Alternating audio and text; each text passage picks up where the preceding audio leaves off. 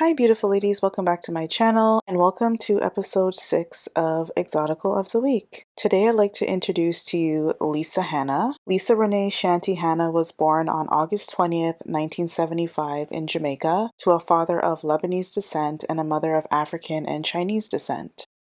In 1993, Lisa was crowned Miss World Jamaica, where she went on to compete for and earn the international title of Miss World 1993, making her the third Jamaican to win the title. This was a huge win for Jamaica back in the early 90s. Darker skinned women were largely underrepresented in the pageant industry. As well as in modeling. So when Lisa won this title, it wasn't only celebrated in Jamaica, it was celebrated by darker skinned women around the world because Lisa became that icon of just beauty and elegance and class and served as positive representation for darker skinned women at the time. A few years after her reign as Miss World, Lisa started a career in the entertainment industry where she acted in the romantic comedy How Stella Got Her Groove Back in 1998. In 2003, Lisa worked in broadcasting where she hosted a Jamaican talk show called Our Voices and was a guest presenter on Extra in the United States. She returned to Jamaica a year later to work as a communications consultant for the Hilton Hotel in New Kingston. In 2007, Lisa ran for the St. Anne Southeast seat in the Jamaican general election, where she won that seat, officially became a member of Jamaican Parliament. In addition to her duties as constituency representative, she served as opposition spokesperson on information, youth, and culture up until December 2011. After that, Lisa became the Minister of Youth and Culture, where she developed the Green Paper for the National Youth Policy. This policy aimed to address the needs of all young people through partnerships with the public sector, private sector, youth organizations, NGOs, faith-based organizations, academia, and with Jamaica's international development partners like the United States, Canada, and England. Under Lisa's ministry, the National Foster Care Program was also revamped. And for those who are familiar with Jamaican society, the foster care system is not as robust as it is in the United States and Canada and other, first world countries, just simply due to the lack of resources and just due to poverty. For Lisa to be able to achieve something like this and be able to place over 800 children in stable homes was a great accomplishment. In March 2022, Lisa was appointed to APCO Worldwide's International Advisory Council. Her role is to expand the Caribbean and Latin American focus in the areas of food security, trade, global economy, and matters concerning gender. And if you look at Lisa Hanna's Instagram account, you'll see that she speaks to a great extent about issues related to gender-based violence, domestic violence, child safety. Like, she's a huge advocate for women's rights and children's rights, which is one of the reasons why people love her so much, because she's so relatable. She's definitely the epitome of what you would call beauty with brains. Like, she's unapologetically beautiful, but she's also unapologetically smart, and she stands for something. She stands for the rights of women, and she stands for the rights of children. And any opportunity that she can get to promote this agenda of providing more security for women and children, she always takes that opportunity to speak up for those who cannot speak for themselves. In 1999, Lisa married Jamaican politician David K. Panton and gave birth to a son 2 years later. Lisa is now married to businessman Richard Lake, where they run a logistics and manufacturing company in Jamaica. And again, one of the things that I like about Lisa is that she was always focused on her goals, but she also prioritized having a family. So she worked very hard to ensure that she had it all essentially. She was able to be a pageant queen. She was able to have a career in many different industries. And she was also able to be a mother and a wife. A lot of times society will tell you that you need to pick one. And yes, while it is challenging to have so many roles, it is possible if you have good planning, if you have a good support system, and if you are headstrong essentially in going after what you want. Lisa is also big on fitness, which is one of the things that I admire about her. She's honestly one of my inspirations of women to look up to in terms of aging. Like when I look at her, I'm like, okay, when I reach my 50s, she's in her late 40s now. But when I reach my late 40s, 50s, like I want to look like Lisa Hanna. Like if you look at these, just look at her abs. Like she has washboard abs. She's very diligent. Like there's posts in the past where she'll say, okay, my body's changing. It's not the same as it was when I was in my early 20s or 30s. And so now I need to cut back on eating certain foods. And I need to be more diligent on my workouts so that I can maintain my physique. She's very realistic and practical about aging and beauty. She doesn't shy away from the fact that she's aging, but she also shows women that it's possible to still be beautiful while aging. But she also just shows a more practical way that yes, you can achieve an amazing physique even in older age if you just be committed and disciplined to eating right and working out.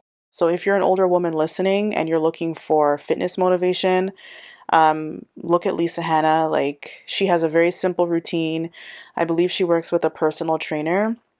And I spoke about in my previous video about overcoming jealousy of successful and beautiful women. And I said that affluent women tend to hire professional help. And that's especially true for women like Lisa Hanna, who have a lot of moving parts and they wear a lot of hats. It's very difficult for them to do everything on their own, especially motivating yourself to work out or simply even coming up with a workout routine or a nutrition plan. So, hiring a professional in this case will work for you. They'll do all the moving parts. All you got to do is just literally show up and do the workout. So yeah, if you're looking for motivation, here you go. She keeps it very simple, her workout routine, nothing elaborate. Her meal plans, nothing elaborate. I don't know if she takes supplements, but the moral of the story is Lisa pushes just prioritizing your health and your fitness and even doing it from the comfort of your home. One of the things that I like about Lisa Hanna is that she's confident. She's no stranger to public scrutiny, especially with regards to her looks as well as in politics.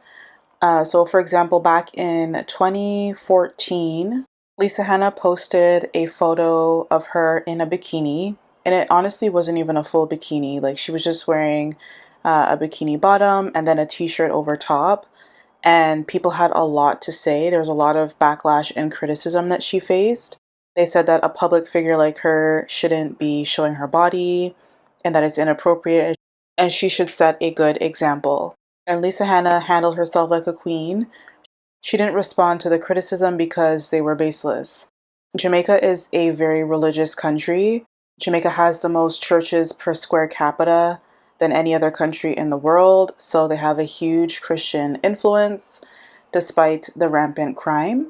And so sometimes people use the religious background as a way to sort of control and silence women and stop them from being their true, authentic selves.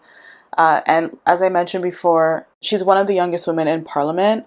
And so I can imagine that it would be triggering for a lot of older women, especially those who criticize her, including fellow politicians, to see a young, hot, beautiful thing posting something that they, quite frankly, can't post themselves on social media while still occupying the same spaces that they occupied. And as I've said before, in other videos and most recently about some Christians trying to intimidate beautiful women. Some older women, especially if they're religious, are triggered by younger beautiful women and will often weaponize modesty and religion as a way to try to keep them in line and to shame them and make them feel as if they're inadequate or they're doing something wrong if they choose to be beautiful. But again, Lisa Hanna did not allow this to deter her. She continued in politics. She did not issue an apology. She did not take down the photo. She continued unapologetically to be her true, authentic self. She's showing the world and other women that you can be beautiful, you can be sexy, you can wear a bikini, and still be qualified to be a politician. And if you if you just type in Lisa Hanna on YouTube and you just listen to her speak, or you look up some of her policies, you will see that she knows her stuff and that she's dedicated to her work. But also, some people have tried to discredit Lisa Hanna's ability to be in politics. They say that she is incompetent. I've heard that many times before, or saying that she's not genuine or she's not real just because she likes social media and she uses that to boost her platform, but to also reach her constituents. And so she's also been criticized for that and bullied, if you will, to not use social media. But again, I think a lot of people have a hard time accepting the fact that you can be both beautiful and successful and smart. And a lot of women, like, no shade to them, but like a lot of women in those spaces, like, they've conformed to the standards of what a woman should look like and the expectations. So you need to be this ultra conservative, often frumpy looking woman in politics. And if you step outside of that and even look too fashionable, even if you are wearing a conservative outfit, like in Jamaican parliament, you have to wear a long sleeve. Like, that's just the rule. But even if you wear a long sleeve dress and it's fashionable, people kind of just give you disapproving looks and they accuse you of being more committed to your looks than being committed to doing your job. Insinuating that if you are into your looks, then you mustn't have much else going for you in your brain and that you're therefore incompetent and can't do your job properly.